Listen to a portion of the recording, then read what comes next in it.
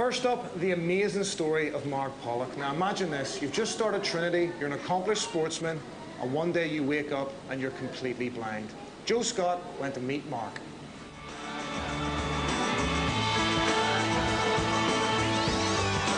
Six marathons in 6 days across China's Gobi Desert, and only one of 11 people to do the first ever North Pole Marathon.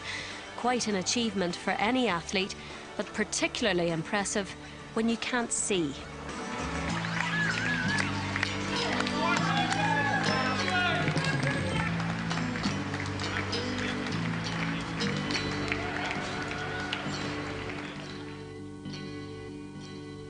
A student at Dublin's Trinity College and already a recognised international sportsman with a lucrative career in the offing, Mark's life was about to change overnight. The way it worked was I was training for my rowing. I noticed a bit of blurred vision around the edge of my eye at the end of March in 1998. I got on to my doctor in Belfast. 2 weeks later I was in for the operation and I woke up not able to see. So going from that person who, in my mind, seemingly had it all, I knew exactly who I was and exactly where I was going. I had a very strong sense of who I was, and that totally changed whenever I went blind, and it was totally changed instantly, almost. After I was finally told that the doctors weren't going to be able to do any more operations, I went through, as you would expect, the self-pity thing and summed up my lot. You know, I didn't think that I would be able to study or do my degree, finish my degree. I didn't think I was going to be able to go and do my job in London, or in fact do any job, because I didn't know any blind people. I didn't think blind people did anything. And that was my view. Didn't think I'd be able to leave the house by myself, didn't think I'd be able to socialise, go rowing, play sport. I just had no idea what blind people could do, and in fact didn't think that they could do anything. I say they because, you know, I didn't think of myself as a blind person. I didn't know any. Mark's next step was to find out just what would be possible in his new life. I didn't know, my mum and dad and sister didn't know, and they were the closest to me, so they all went out and started investigating what blind people can do.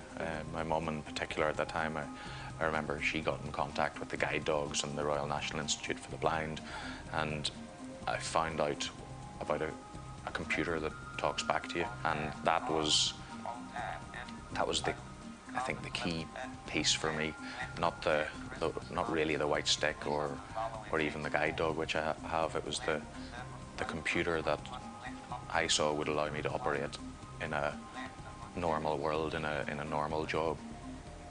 At the end of the summer in 2002, I suddenly was back doing everything that I'd done pre-blindness: the rowing, the study, the sport, the socialising. And I thought more than anything, it was kind of a difficult time, because as soon as I'd gone blind, I was all about taking small steps, and everything was a progression. But when I had achieved all those things, I didn't know what to do next, and it was less about the blindness and more about those decisions that I think everyone has to make. You know, what am I going to do with my life now? Mark looked for challenges which would test any athlete. He discovered an event in the Gobi Desert which would demand he ran 6 marathons in a week. I just thought it sounded ridiculous and sounded almost impossible. But then lots and lots of other people had done these sorts of races, and I kept saying to myself, well, it's possible, it's clearly possible. So the question is it possible for me? And after day one, I thought that it was definitely not possible. So it was a marathon. It took us, I think, 8 hours to do the marathon. Now that is extremely slow for a marathon, but the terrain wasn't exactly tarmac.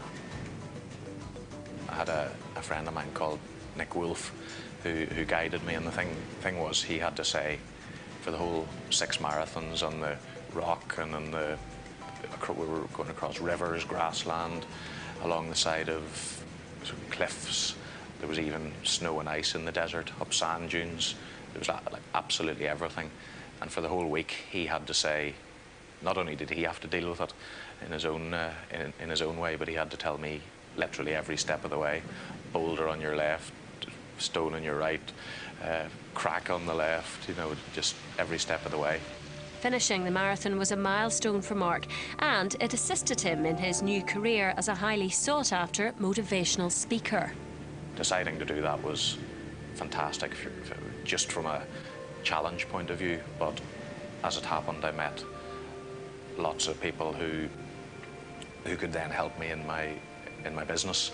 And the guy that I was sleeping beside for the week happened to be managing director in Citibank in Hong Kong.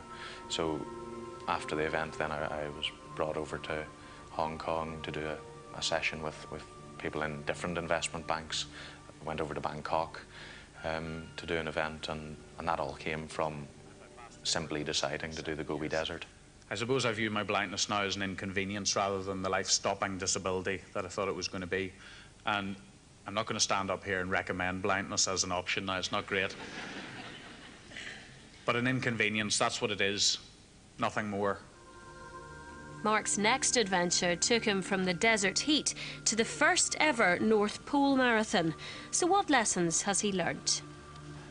Everyone that I speak to has their own form of blindness, and that is a change, I suppose, I'm talking about. So we all face huge change, but the point is we can't control that change very often.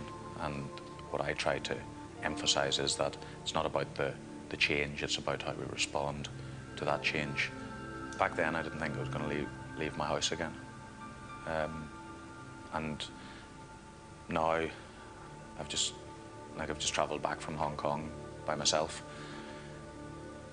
Where I am now to where I was back then is just poles apart.